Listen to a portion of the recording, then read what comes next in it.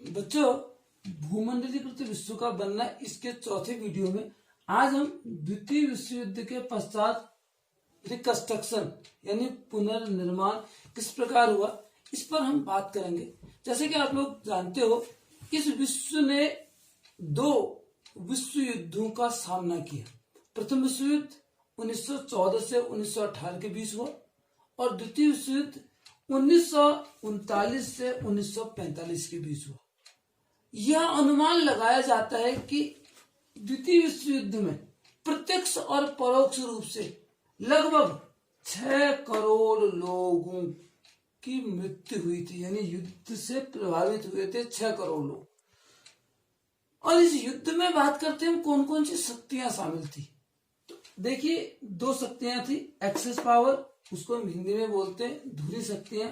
इसमें Germany, Japan और Italy थी।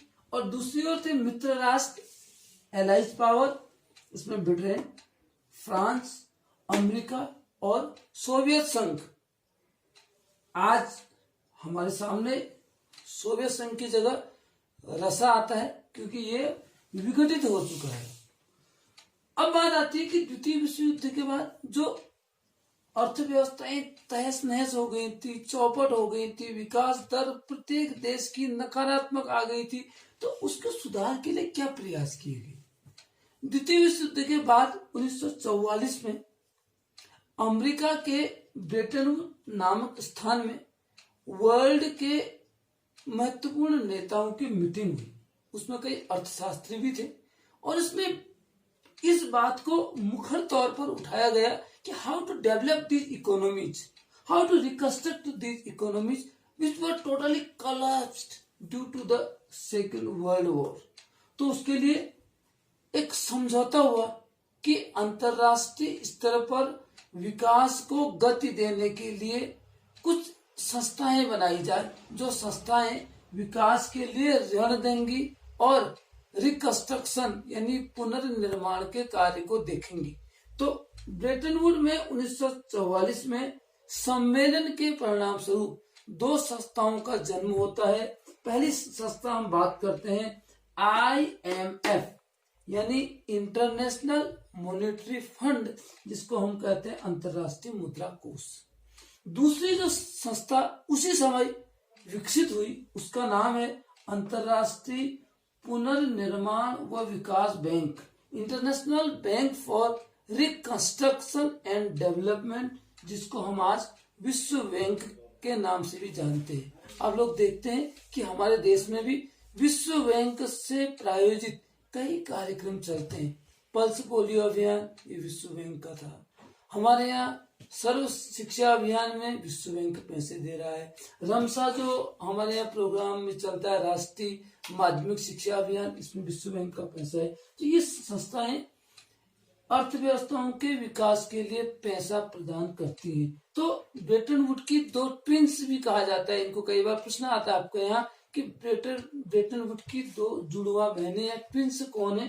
तो ये दोनों को हम अंतरराष्ट्रीय मुद्रा कोष यानी IMF और अंतरराष्ट्रीय पुनर्निर्माण व विकास बैंक यानी विश्व बैंक, ये 2 जो संस्थाएं हैं IMF और विश्व बैंक, अंतरराष्ट्रीय स्तर पर इनको ब्रेटन वुड की जुड़वा बहनों के रूप में भी जाना जाता है। अब बात करते हैं कि इनने किस प्रकार विकास में सहायता की और इनसे किस प्रकार विकास की गति तेजी से आगे बढ़ी। निश्चित रूप से उस समय युद्धों से जर्जर हो चुकी अर्थव्यवस्थाओं को पुनर्निर्माण में इन दोनों ने महत्वपूर्ण योगदान दिया था और विश्व में दोबारा मैन्युफैक्चरिंग को बढ़ावा देने के लिए, यानी जो निर्माण उद्योगों में दोबारा जान फूंकने के लिए इन्होंने बड़े स्तर पर ऋण उपलब्ध कराई और आर्थिक अधोसंरचना यानी इंफ्रास्ट्रक्चर को डेवलप करने के लिए भी पैसा दिया।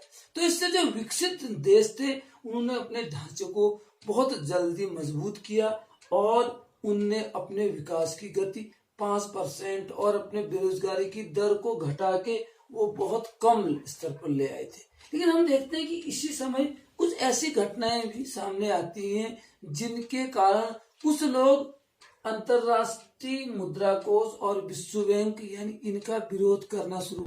तो इस विरोध के परिणाम स्वरूप हमारे सामने क्या देखने को आता है कि एक नई आर्थिक ऑर्डर यानी न्यू इकोनॉमिक ऑर्डर की मांग हो जाती है। विकासशील देशों को ही इन संस्थाओं का लाभ होता है ना, ऐसे सॉरी विकसित देशों को ही इन संस्थाओं का लाभ होता है। इसलिए विकासशील देश उस समय ये मांग करते हैं कि विकासशील देशों को जो फायदे मिलने चाहिए थे वो फायदे हमें अभी तक नहीं मिले। कारण क्या है? अभी तक हमें अपने कच्चे माल की सही कीमतें नहीं मिल पा रही है।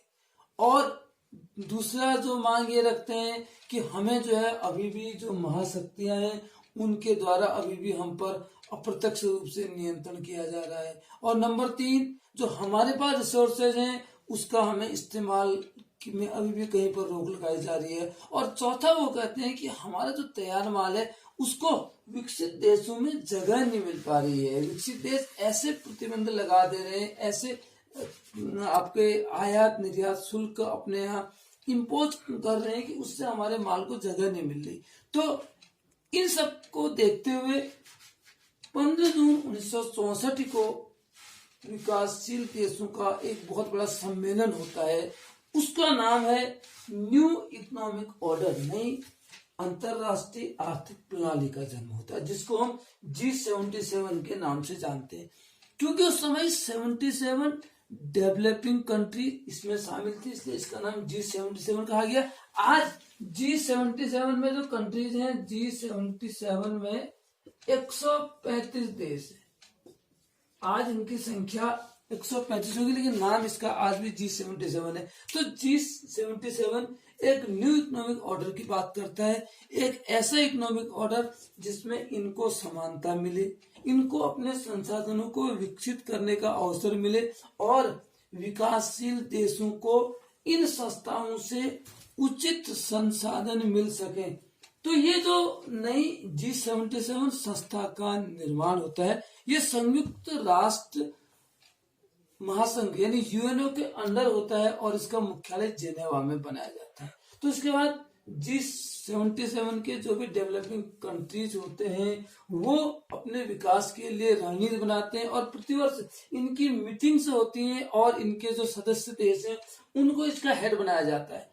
इन मीटिंगों में मुख्य तौर पर यह डिस्कस किया जाता है कि किस प्रकार हम विकासशील देशों के विकास की रणनीति को आगे बढ़ा सकते हैं, किस प्रकार इनको सस्ते ब्याज दर पर ऋण उपलब्ध करा सकते हैं और कैसे जो है इनके यहाँ विकास की नीति में सहायता दी जा सकती है। तो आज के इस वीडियो में हमने 2 प्रश्न महत्वपूर्ण देखे कि जब द्वितीय विश्व युद्ध के बाद पुनर्निर्माण कैसे हुआ और उसके परिणाम स्वरूप 1944 में ब्रेटन वुड की 2 ट्विंस यानी 2 जुड़वा बहनें IMF और विश्व बैंक का कैसे निर्माण होता है। और साथ ही साथ हम देखते हैं कि नई अंतरराष्ट्रीय आर्थिक प्रणाली न्यू इंटरनेशनल इकोनॉमिक ऑर्डर का जन्म कैसे होता है, जिसके परिणाम स्वरूप 1964 में G77 का जन्म होता है और जो विकासशील देशों के आर्थिक विकास के लिए एक नया रास्ता